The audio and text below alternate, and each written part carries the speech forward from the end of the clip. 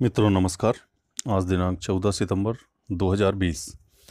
मित्रों आज से मध्य प्रदेश हायर एजुकेशन की जो एनसीटी कोर्सेस हैं BEd, MEd, BSc BEd, BA BEd, मित्रों इन सभी की तीसरे चरण की काउंसलिंग आज दिनांक 14 सितंबर से प्रारंभ हो रही है। मित्रों आइए देखते हैं क्या है शेड्यूल। शेड्यूल से पहले मित्रों एक आप लोगों के लिए एक जानकारी है जो द्वितीय चरण काउंसलिंग एंड हुई है उससे रिलेटेड। आइए देखते हैं क्या है। मित्रों दूसरे चरण में जो सफल अभ्यर्थी थे जो मेरिट लिस्ट में थे वो थे 47,000 और कुल सीटें हैं मध्य प्रदेश में 52,000। और जो दूसरे चरण काउंसलिंग के लिए 47,000 स्टूडेंटों में 25,000 विद्यार्थियों को अलॉटमेंट लेटर जारी किया गया था, जिसमें से 14,000 विद्यार्थियों ने प्रवेश लेने से इनकार कर दिया। अब आप खुद सोचें कि सेकेंड राउंड काउंसलिंग में 14,000 विद्यार्थियों ने एडमिशन ही नहीं लिया, तो तीसरे चरण काउंसलिंग में ये स्टूडेंट आ रहे हैं और सीटें तीसरे चरण काउंसलिंग में बहुत ज़्यादा खाली हैं। मित्रों 11,000 विद्यार्थियों ने प्रवेश लिया है अभी तक, और प्रवेश छोड़ने के बाद नए पंजीयन कराने वाले विद्यार्थियों को तीसरे और अंतिम चरण की काउंसलिंग में प्रवेश मिल पाएगा।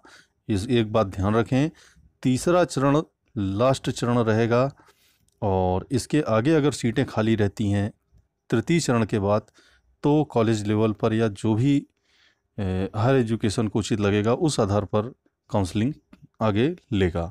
आइए देखते हैं क्या है शेड्यूल। ये रहा मित्रों तीसरे चरण काउंसलिंग जो एनसीटी कोर्सेस है उनकी जो तिथियां हैं वो इस प्रकार हैं। 14 सितंबर 2020 सबसे पहले नवीन पंजीयन, मतलब जो पहली बार रजिस्ट्रेशन करा रहे हैं, जिन्होंने इसके पहले कोई भी चरण काउंसलिंग में शामिल नहीं हुए हैं, वे नवीन पंजीयन है, वे भी रजिस्ट्रेशन करा सकते हैं, नए सिरे से इस काउंसलिंग में शामिल हो सकते हैं। तो ऐसे आवेदक जो पूर्व में प्रवेश हेतु पंजीयन नहीं करा सके हैं वे पंजीयन कर सकते हैं। और इनकी जो तिथि है 14 तारीख से लेकर के 14 सितंबर आज से लेकर के 19 सितंबर 2020 तक ये रजिस्ट्रेशन कर सकते हैं। यही तिथि मित्रों तीसरे चरण में आवंटन हेतु पंजीकृत नवीन पंजीकृत आवेदकों से पुनः शिक्षण संस्थाओं का चयन एवं वरीयता प्राप्त करना। तो मित्रों आप जो पहले शामिल हो चुके हैं पहले और दूसरे चरण के अभ्यर्थी, वे 14 तारीख से 19 तारीख के बीच में चॉइस फिलिंग कर सकते हैं। उनके लिए एक बार तिथि पुनः ध्यान दें, 14 सितंबर से लेकर के 19 सितंबर के बीच में आपको चॉइस फिलिंग करना है। जो भी अभ्यर्थी पूर्व की काउंसलिंग में शामिल हो चुके हैं और जो नए अभ्यर्थी हैं वे अपना रजिस्ट्रेशन करने के पश्चात तुरंत वे भी अपनी चॉइस फिलिंग कर सकते हैं। चॉइस फिलिंग आपको 30 कॉलेजों की करनी है और आप लोग समझ चुके हैं कि जो भी पहले दूसरे चरण में या पहले चरण में शामिल हैं चॉइस फिलिंग कितनी मायने रखती है। आपका परसेंटेज मायने नहीं रखता उतना जितनी आपकी चॉइस फिलिंग मायने रखती है, क्योंकि बहुत सारे स्टूडेंटों ने मुझे कमेंट्स किया था कि सर मेरे नंबर ज़्यादा थे, मेरे से कम नंबर वाले को सीट अलॉटमेंट मिल गया। मित्रों आपने जो 30 कॉलेज सेलेक्ट किए हैं और जिस अभ्यर्थी को सीट अलॉटमेंट मिला है किसी कॉलेज का, उसने उस कॉलेज का नाम दिया था जिस कॉलेज का नाम आपने नहीं दिया था। इसलिए मैं आप लोगों से बार बार आग्रह कर रहा हूं कि आप जो 30 कॉलेज की जो लिस्ट दे रहे हैं उसका विशेष ध्यान रखें और शुरू के जो 5 कॉलेज आप रखते हैं 30 कॉलेज की लिस्ट में जो शुरू के 5 कॉलेज रख रहे हैं उनको बिल्कुल ये मान के चलिए अधिक सीट वाले कॉलेज रहें और जहाँ पर आप आसानी से एडमिशन ले सकते हैं। क्योंकि नौबत यही आई है जो 14,000 विद्यार्थियों ने एडमिशन नहीं लिया है, 30 कॉलेजों की लिस्ट में डाल तो दिया उनका नाम, लेकिन जब उनको अलॉट हुआ वो कॉलेज तो एडमिशन नहीं लिए। तो ये नौबत ना पड़े क्योंकि ये लास्ट राउंड रहेगा आप लोगों के लिए। आप लोग सोच समझ करके जो टॉप 5 कॉलेज रख रहे हैं उसको सोच समझ करके रखें। बहुत सारे अभ्यर्थी कॉलेज अलॉट हुआ तो वहाँ की फ़ीस ज़्यादा थी, इस कारण से एडमिशन नहीं लिए। मैं आपसे पुनः निवेदन करता हूँ, आग्रह करता हूँ कि आप जो भी कॉलेज रख रहे हैं शुरू के 5 कॉलेज कम से कम उन कॉलेजों में आप संपर्क कर लें कि आपकी फ़ीस कितनी है, क्योंकि आपको फ़ीस की जानकारी नहीं रहती और आपको जब कॉलेज अलॉट होता है तो आप एडमिशन नहीं ले पाते हैं। तो आप संबंधित कॉलेज का नाम आप सर्च करेंगे गूगल पर तो संबंधित कॉलेज का एड्रेस भी मिल जाएगा आपको।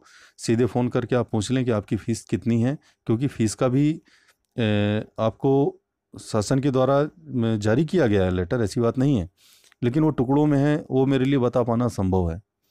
और पूरे मध्य प्रदेश के कॉलेजेस हैं उसमें, और रुक रुक के उसमें सीटें दिखाई गई हैं, इसलिए मेरे लिए वो दिखा पाना संभव है। तो चॉइस फिलिंग बहुत ही संभल कर करें आप। दूसरी चीज़, ऑनलाइन सत्यापन से वंचित 17 नंबर। आवेदकों द्वारा दस्तावेज का सत्यापन।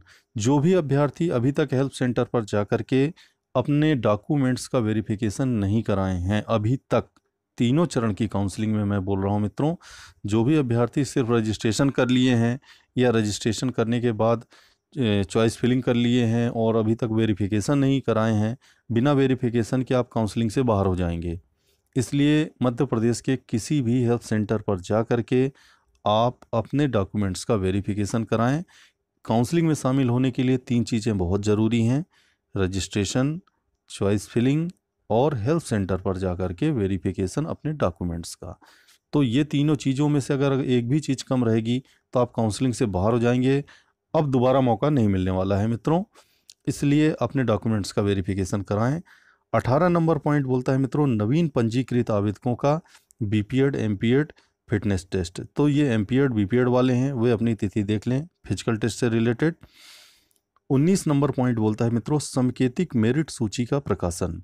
तीसरे चरण की काउंसलिंग में जो भी अभ्यर्थी अपना रजिस्ट्रेशन, चॉइस फिलिंग और डॉक्यूमेंट्स का वेरिफिकेशन तीनों चीज़ें करा करके नए पंजीयन, और जो पहले के हैं सिर्फ और सिर्फ चॉइस फिलिंग करना है और पोर्टल शुल्क 50 रुपये जो भी निर्धारित है वो उनको पेड करना ज़रूरी है। सिर्फ चॉइस फिलिंग करने से काम नहीं चलेगा, आपको उसका निर्धारित शुल्क जो 50 रुपये निर्धारित है वो भी पेड करना है, और उसके बाद उसका प्रिंट आउट निकालना है।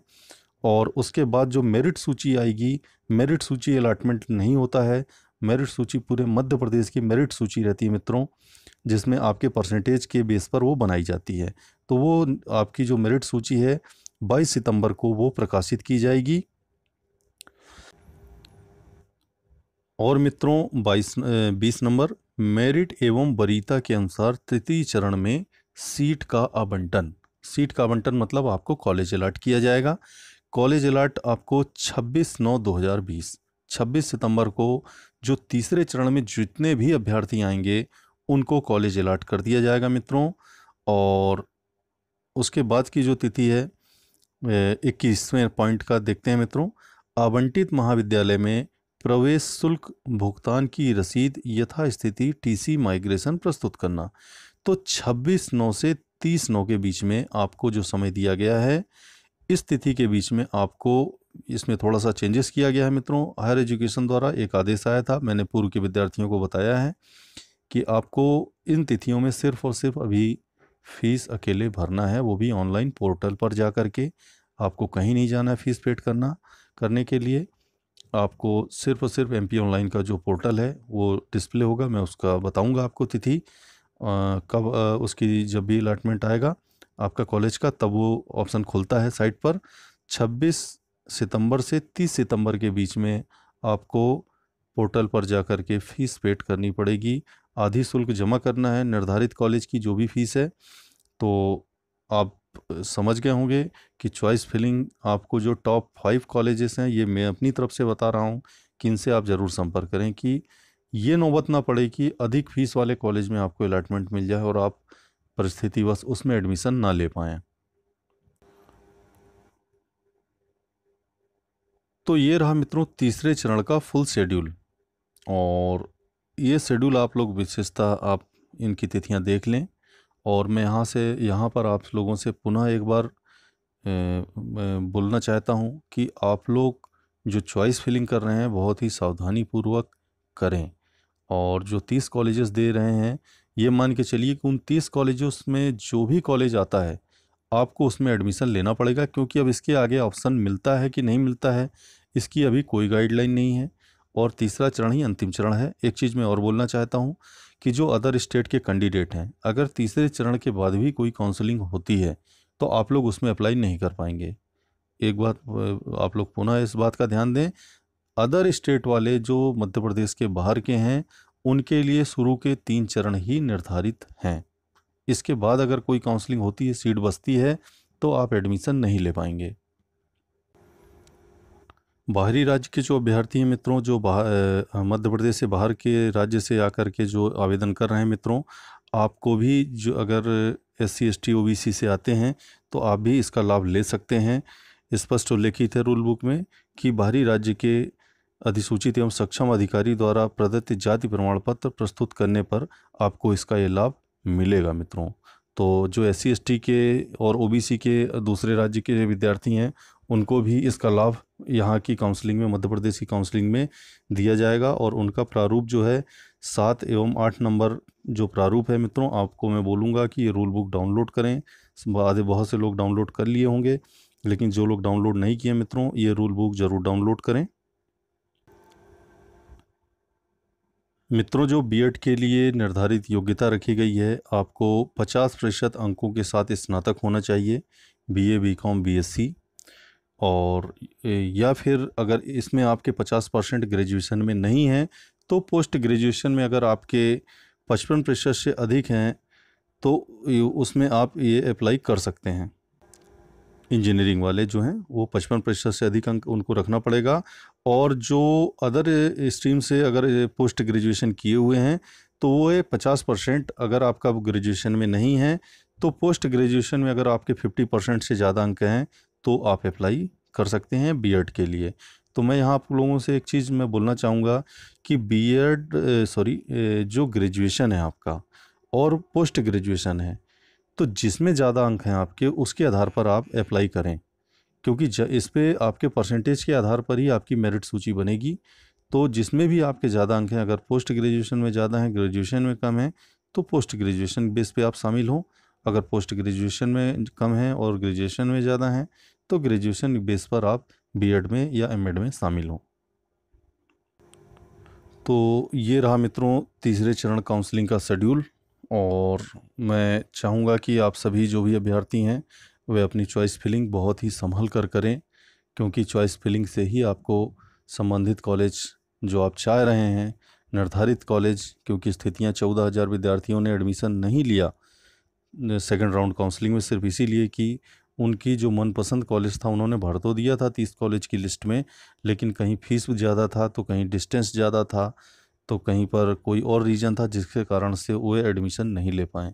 तो ये आप लोगों के लिए अंतिम अवसर रहेगा मित्रों, और सोच समझ कर आप अपने कॉलेज का सिलेक्शन करें, आंख मूंद कर ना करें।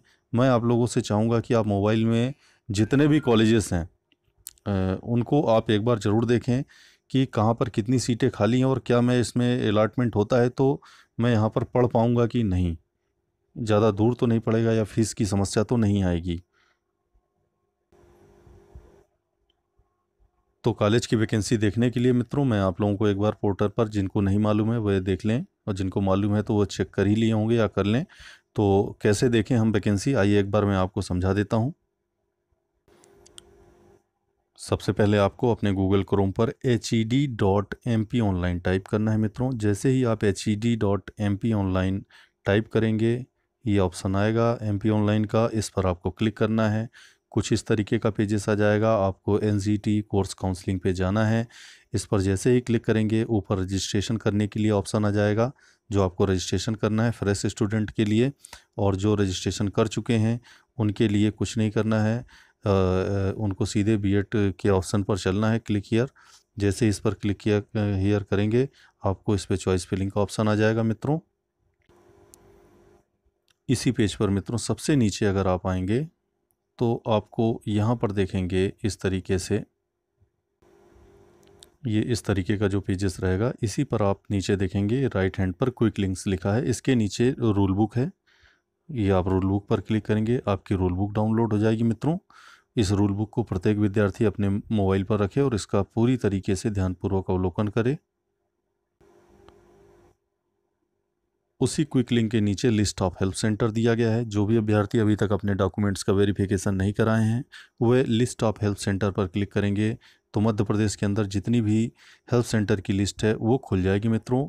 यहाँ पर किसी भी हेल्प सेंटर पर जाकर के अपने डॉक्यूमेंट्स का वेरिफिकेशन करा लें। और जिस भी स्ट्रीम के हैं आप उस पर क्लिक करके आप अपनी जो थर्ड राउंड में वैकेंसीज़ हैं चाहे बीएड वाले हों, एमएड वाले हों। बीएड का मैंने बता दिया, इसी प्रकार एमएड वालों का भी रहेगा, इसी प्रकार बीएड एमएड जो भी इंटीग्रेटेड कोर्सेज हैं उन सभी के बारे में वही ऑप्शंस आएंगे। और आप जा करके अपनी जो भी वैकेंसीज़ हैं आपके डिस्ट्रिक्ट में उसको चेक करें, ध्यान से देखें मित्रों। धन्यवाद, नमस्कार।